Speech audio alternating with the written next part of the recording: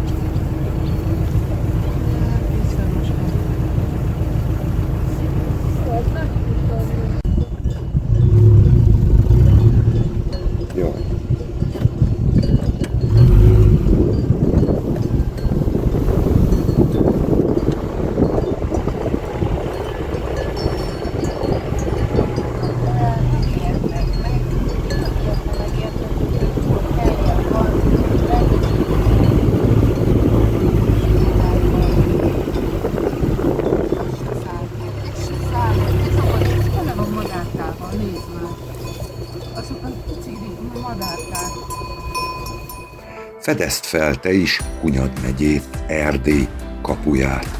Hunyad megye olyan, mint az Alpok, csak közelebb, természetesebb, vadabb és nyugodtabb. Ez itt Erdély valódi arca, ahol még nem tömegturizmus vár, hanem felfedezésre váró csodák. Sokan úgy gondolják, hogy Erdély egyenlő Székelyfölddel, pedig Erdély sokkal közelebb kezdődik. Budapesttől, Szegedtől vagy Debrecenből mindössze fél napú autózás, és már a Retyezát vagy a Páring hegység hegyeinek vadregényes világában lehet. Nem kell 10 órát utazni, mint Székelyföldre. Hunyad megye sokkal közelebb van, mint gondolnád, így akár egy hosszú hétvégére is ideális cél.